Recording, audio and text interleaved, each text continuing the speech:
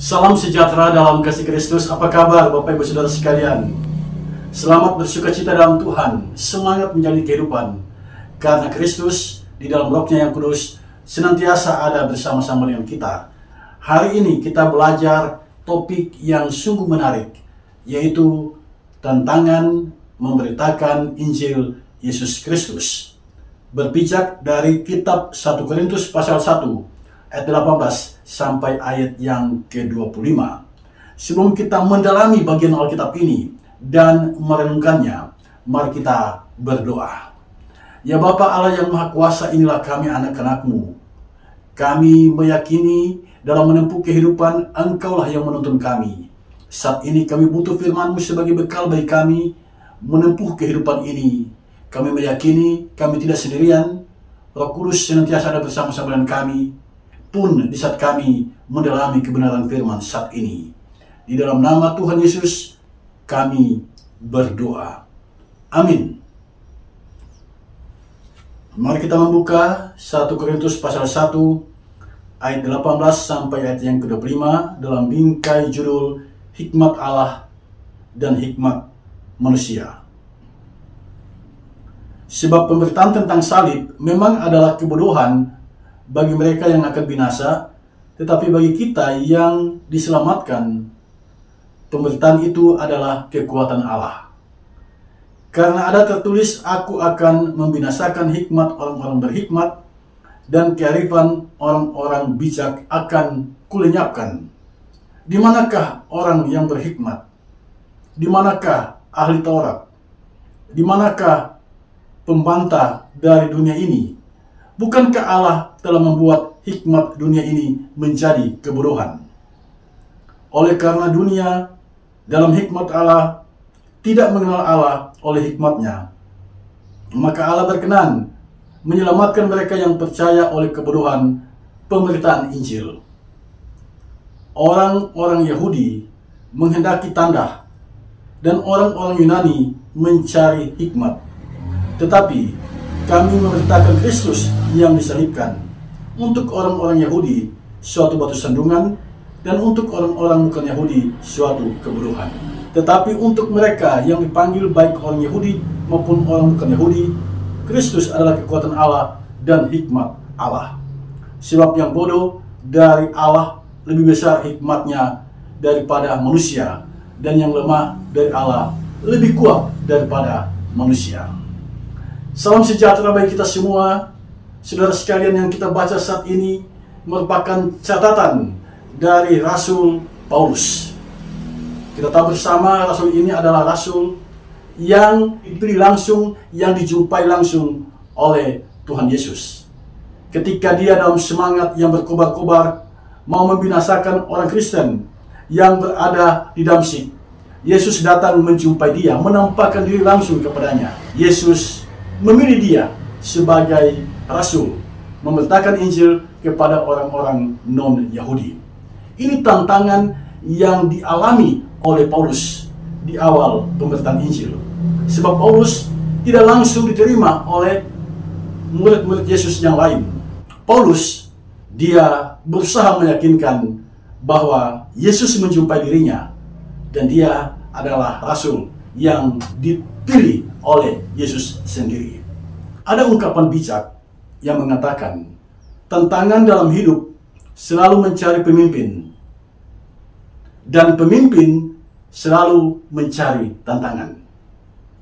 Dari ungkapan bijak ini kita mengerti, sebagai manusia kita tidak lepas dari yang namanya tantangan kehidupan. Nah, jika kita ingin bertumbuh ke arah yang lebih baik, sikapilah setiap tantangan dengan baik. Jangan pernah lari dari masalah, tetapi belajarlah menghadapi masalah. Lihatlah masalah itu sebagai tantangan bagi kita. Tantangan adalah hal yang menggugah tekad untuk meningkatkan kemampuan mengatasi masalah.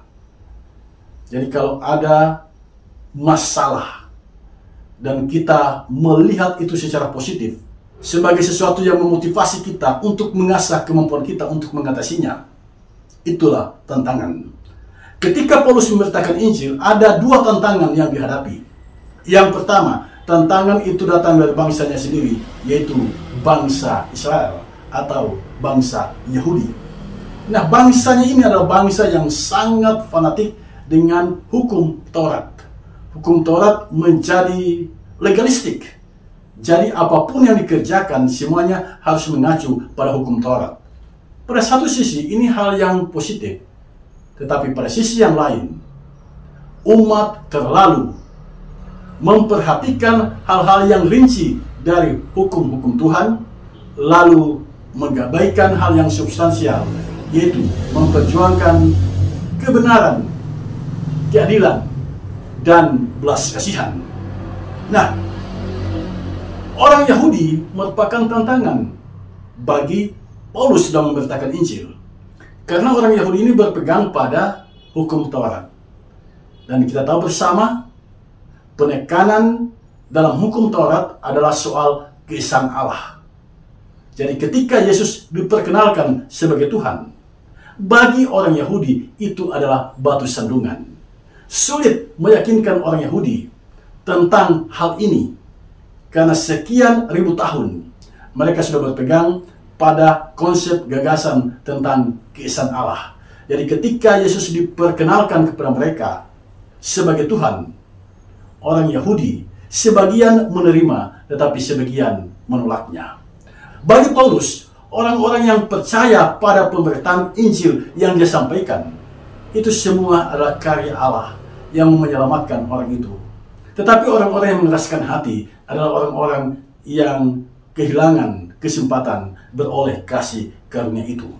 Jadi tantangan yang paling hebat yang datang dari orang Yahudi adalah ajaran tentang keesaan Allah. Di mana posisi Yesus dalam ajaran itu? Kemudian, tantangan yang kedua datang dari orang Yunani. Kita tahu bersama bahwa bangsa Yunani adalah bangsa yang sangat menjunjung tinggi filsafat. Jadi, segala-galanya harus difilterisasi oleh akal budi manusia. Segala masalah harus diselesaikan dengan akal budi manusia. Jadi orang Yunani sangat menjunjung tinggi akal budi manusia. Kita kenal filsuf Plato. Baginya yang nyata, yang real itu adalah ide. Dan ide itu adalah kerja akal budi kita. Nah, memperkenalkan Yesus kepada orang Yunani yang terkenal dengan hikmatnya, yang terkenal dengan filsafatnya, itu bukan hal yang mudah. Pertanyaan yang sering muncul adalah, apakah benar Yesus itu Allah? Apakah benar yang menderita, mati, itu adalah Allah? Sebab tidak semua orang percaya bahwa Yesus itu bangkit dari kematiannya. Kalau kita membaca kitab Matius pasal 28, ada dusta mahkamah agama yang menciptakan cerita bahwa mayat Yesus dicuri oleh murid-muridnya. Dan cerita itu sampai detik ini tetap hidup. Tetap hidup. Jadi, pengajaran tentang kebangkitan Yesus tidak serta-merta diterima oleh orang-orang di zaman itu. Nah, Paulus mengalami tantangan yang hebat dari sisi filsafat Yunani yang sangat menjunjung tinggi akal budi. Dan kita tahu bersama, kota Korintus adalah kota yang tertua. Kota ini didirikan 6.000 tahun sebelum Masehi. Kota ini kemudian dihancurkan pada tahun 146 sebelum Masehi dan kemudian dibangun kembali tahun 44 sebelum Masehi oleh Gaius Julius Kaisar. Dialah yang membangun kota ini. Nah, di kota ini saudara sekalian ternyata penduduknya campuran. Ada orang Romawi, ada orang Yunani, ada juga sebagian orang Yahudi. Paulus mewartakan Injil di sana. Selama 18 bulan Paulus tinggal di kota Korintus. Dan dia menyaksikan moralitas penduduk kota Korintus memang benar-benar bobrok. Nah, dalam realitas penduduk kota Korintus yang seperti itu, dengan tantangan yang hebat yang datangnya dari orang Yahudi dan orang Yunani, Paulus memberitakan Injil di sana. Dari sini kita mengerti, saudara sekalian, kita mengerti ternyata memberitakan Injil itu tidak mudah. Tidak mudah. Tantangan yang pertama adalah datang dari orang-orang yang sudah punya keyakinan seperti orang Yahudi. Mereka sudah punya keyakinan tentang keesaan Allah.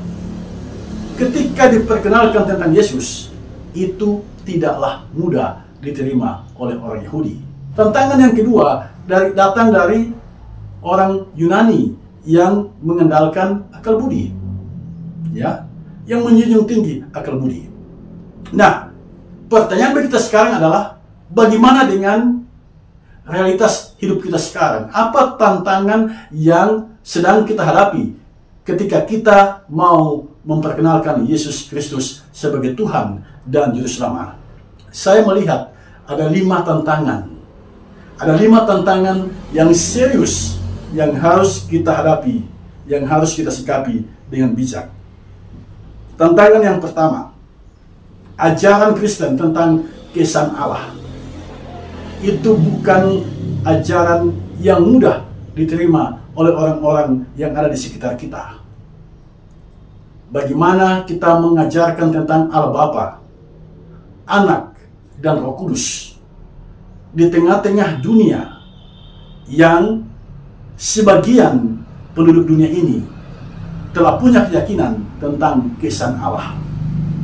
Bagaimana kita meyakinkan mereka tentang keesaan Allah, di mana Bapa, Anak, dan Roh Kudus itu pada hakikatnya adalah satu.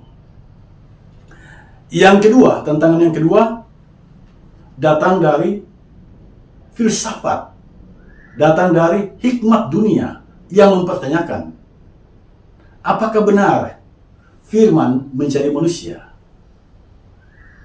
Apakah benar Allah menjadi manusia? Apakah dapat kita percayai bahwa Yesus itu adalah Tuhan? Apakah benar Dia menderita, mati, dan bangkit? Di mana dalam Alkitab Dia mengatakan bahwa dirinya adalah Tuhan? Apakah pantas Allah yang Maha Kudus datang ke dunia, menderita, mati, dan bangkit? Saudara sekalian, pertanyaan yang seperti ini adalah pertanyaan yang muncul dari kajian akal budi kita. Dan ini tantangan bagi kita, orang Kristen. Bagaimana kita menjelaskan hal itu kepada mereka?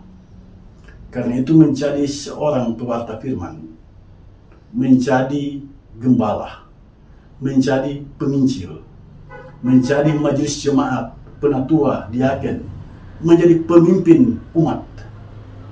Jangan pernah malas dalam hal mendalami ajaran Kristen. Saya pernah membaca satu buku yang bersaksi tentang jemaat mula-mula. Mereka ternyata punya daftar dosa.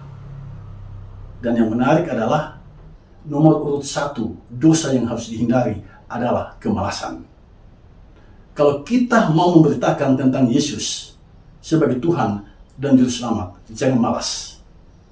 Kita harus belajar dan terus belajar agar kita punya pemahaman yang benar tentang Yesus Kristus Tuhan kita. Dan pemahaman itu yang diajarkan kepada umat. Kalau kita tidak pernah mau belajar, besar kemungkinan kita tidak dapat menjelaskan ajaran Kristen itu dengan baik terhadap jemaat, apalagi yang bukan jemaat. Tantangan yang ketiga, redupnya spirit misioner. Kalau dulu orang-orang di Eropa punya spirit misioner, mau menginjil ke Indonesia dulu, tapi sekarang mulai redup semangat misioner, semangat untuk memberitakan Injil Yesus Kristus. Orang mulai kehilangan minat untuk belajar di fakultas teologi. Mereka lebih memilih fakultas yang lain yang dipandang lebih baik dari fakultas teologi. Yang keempat, tantangan yang keempat, di dalam komunitas orang Kristen sendiri, redupnya kasih. masih banyak orang Kristen berjubah Kristen, tetapi tidak menerapkan ajaran kasih Yesus Kristus. Mengasihi semua orang, mengasihi musuh sekalipun, mengasihi tanpa mengharapkan balasan. Yang terjadi sekarang, ketika seseorang berbuat kebaikan, kebaikannya itu kebaikan pamrih. Artinya suatu hari kelak dia mengungkit kebaikannya itu. Bahkan ada yang tega menagih kembali apa yang telah dia berikan. Jadi gaya hidup dalam kasih dewasa ini mulai redup. Dan yang kelima, kekuasaan dalam gereja. Apa artinya itu? Ada pelayan-pelayan Tuhan ketika dia punya jabatan struktural, dia bertindak sewenang-wenang, dia mengatur seenaknya, dan dia memandang dengan jabatan yang dia miliki, dia dapat mempersulit kehidupan orang lain. Saudara sekalian, itu tantangan yang kita hadapi saat ini. Dan belajar dari firman Tuhan yang kita baca saat ini, ada 4 hal yang menjadi bekal bagi kita. Yang pertama, perhatikan ayat 18. Pemberitaan tentang salib adalah kebodohan bagi yang akan binasa. Itu berarti yang percaya pada pemberitaan tentang salib itu adalah orang-orang yang tidak akan binasa. Yang kedua, perhatikan ayat 19. Berita tentang salib tidak bisa dipahami oleh akal budi saja. Berita tentang salib hanya bisa kita pahami jika kita meminta hikmat Allah. Manusia tidak bisa mengerti Allah kecuali Allah sendiri yang menyatakannya pada manusia. Yang ketiga, perhatikan ayat 21. Allah menyelamatkan yang percaya pada pemberitaan salib. Itu berarti jangan pernah berhenti memberitakan Injil. Jangan pernah kecewa ketika mendapatkan tantangan di saat memberitakan Injil. Memberitakan Injil itu sangat penting karena Allah menyelamatkan orang percaya pada pemberitaan Injil. Yang keempat, Kristus adalah hikmat Allah dan kekuatan Allah. Ini dicatat pada ayat yang ke-24. Itu berarti kalau kita mau mencari hikmat Allah, mendekatlah pada Kristus. Bersekutulah di dalam Kristus. Kristus adalah kekuatan Allah. Itu berarti sumber kekuatan kita dalam menghadapi masalah adalah Kristus. Menarik sekali ungkapan bijak dari Mahatma Gandhi. Dia menulis seperti ini. Kekuatan tidak datang dari kapasitas fisik. Itu datang dari kemauan yang tak tergoyahkan. Luar biasa saudara sekalian. Milikilah kemauan yang tidak tergoyahkan. Jika itu ada pada kita, kita punya kekuatan yang besar untuk menghadapi tantangan sehebat apapun. Tetapi satu hal yang harus kita ingat, semua kekuatan itu bersumber dari Kristus, sumber kekuatan kita.